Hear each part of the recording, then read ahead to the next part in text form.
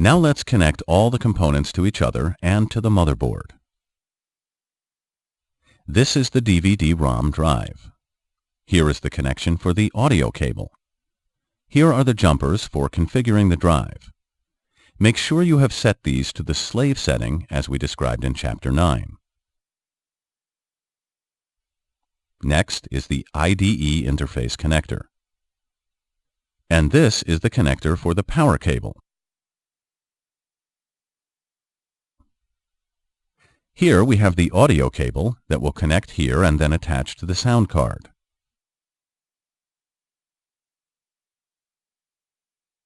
This is the ribbon cable that will plug into the IDE interface connector.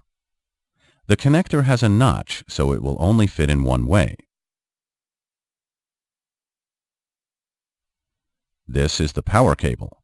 It plugs in here. It can only fit in one way, so make sure you have it in the proper orientation when you try to plug it in. Here you see I have connected the IDE ribbon cable to the DVD-ROM drive. As you can see, there is another connector near the middle of the IDE ribbon cable. I can connect this to the hard drive.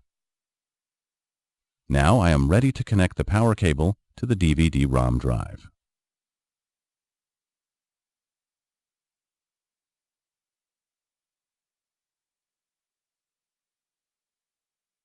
The next drive I will connect is the floppy drive.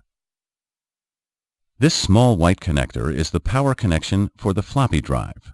It will connect right here. This is the floppy I/O cable. It will connect to the floppy drive here.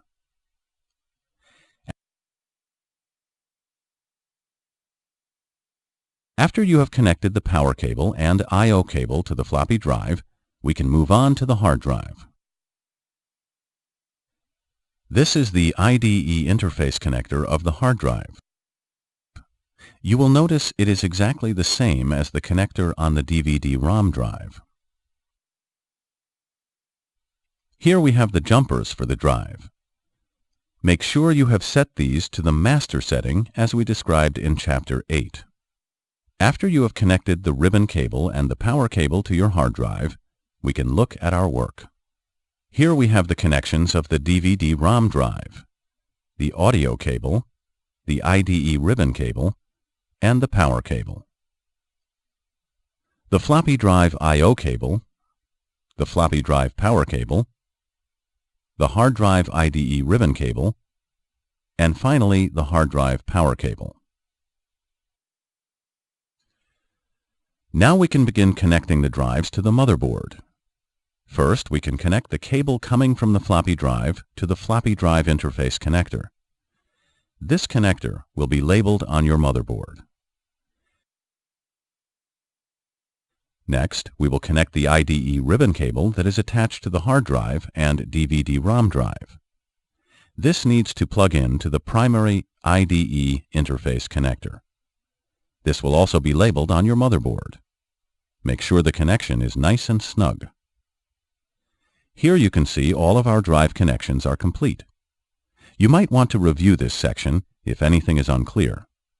Also, if you are having problems identifying any of the connectors, you should consult your motherboard manual for a diagram of your specific board. Now we can connect the power connector to the motherboard. This wire harness is attached to the case's power supply and has a plastic plug that will fit into your motherboard. The plug will only fit in one way, so make sure you have the correct orientation. Now we are almost done. In the next chapter, we will review our work and put the final touches on our PC.